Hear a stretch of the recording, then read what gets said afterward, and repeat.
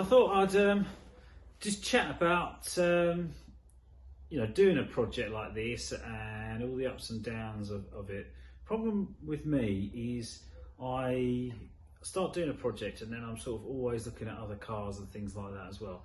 My intention is to start off with anyway. I want to have 2 projects on the go so that while one's off for being painted, which takes a number of weeks, I've still got another one to work on.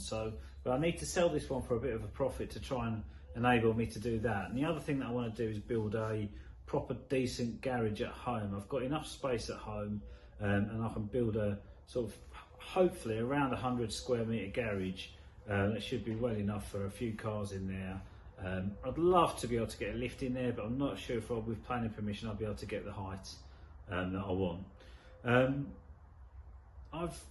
Sometimes when you're doing a project you lose your mojo, and I've kind of had a bit of an awful year, to be honest. My mum died pretty much on my birthday in July, and that was one of the motivators for this. I thought, right, I'm going to get something, I really need to consider what I'm doing. I've got my other business that runs in the background, and I'm very, very lucky with that. That doesn't take a lot of input from myself, so it allows me to do this. But then sadly, another couple of things happened. My dad died on the 18th of December, just before Christmas, which knocked me for 6, to be honest. I was quite close to my dad, and he was a good guy. It's sad because my dad was disabled, so my mum looked after him. He was just partially blind, really, and starting to lose his marbles a little bit. So in a way, it's a mixed blessing. Like my dad going means that he's not at home on his own. My sisters were absolutely fantastic. They were up every day to see him, but my dad wasn't happy. They were 78, so they weren't young. I mean, they weren't really old, but they weren't young. So it's a bit of a mixed blessing. And then we also found out that my wife miscarried a couple of days ago as well, which has been a bit pants. So it's all a bit of a pants time, and I think sometimes I am a positive person, and I think sometimes you have to look at these things and think, right,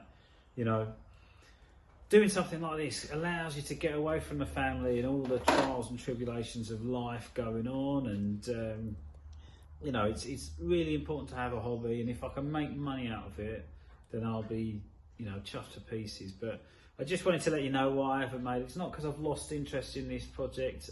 I haven't done an update probably for a couple of months now, and it was just because I've just had a lot going on. But I'm all back into it now, guys. So we'll sort of see. I'll try and get this video uploaded. It's not quite where I wanted it to be. I wanted to do loads of footage of me doing bits on the van and loads of other little pieces, but it just hasn't worked out like that. But I'll get this one done, and then hopefully the next stage when I show you will be totally stripped down, and it'll be going off for soda blasting, and I hope to get some footage of the soda blasting. From the soda blasting, well, I think he might be being sandblasted actually. The guy's going to have a look at it and tell me what he thinks. In terms of price, it's going to cost me a couple of grand, he reckons. So fingers crossed it's not more than that, so I was hoping it'd actually be a bit less. And then I've got a company, they look awesome. They are a company that they specialise in actually restoring aeroplanes, and they do classic cars as a sort of side piece. But the work that they do looks absolutely fantastic. And they've given me a half decent price, to be honest.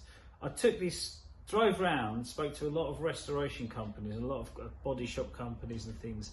And to be honest, I wasn't very impressed. Some of them were giving me ridiculous prices, basically because I just didn't want to do it. And a lot of them were very much, I get that until this has been soda blasted, you don't know what you're coming across. I totally get that, and I'm not expecting somebody to give me a hard price, but some of them were so woolly, it could be 10 grand, it could be 20 grand, and I'm thinking, this is just a paint job.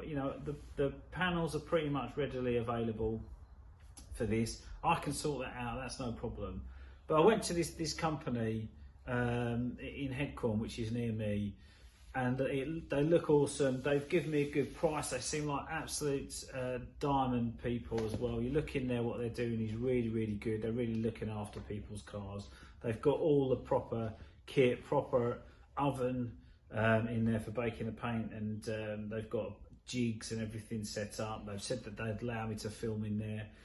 So I'm going to go with them, and then my next things will be to decide. The fun bit will be putting it all back together and doing all the little upgrades and stuff. So I'm looking into loads of little bits.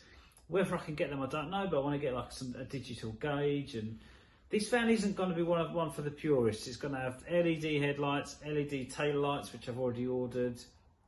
It's going to be a resto mod. It's going to have the electric motor in it. But I do want to keep it looking like an old split screen. So it'll just be a very, very nice nut and bolt conversion of a split screen. So yeah, let's see how we get on. Cheers, guys.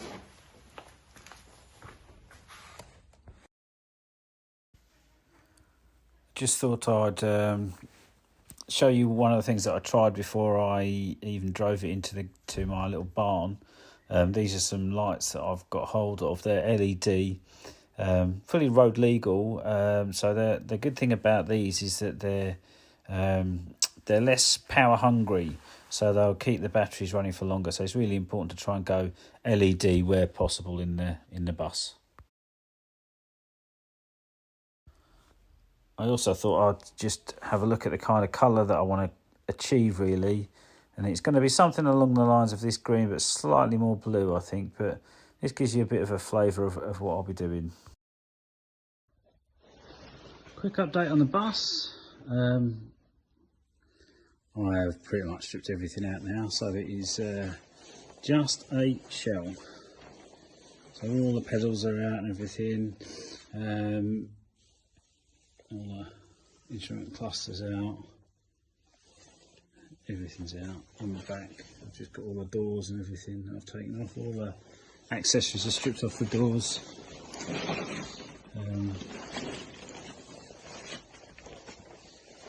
It's just ready to be put down onto a dolly now, other than take the mud guards off.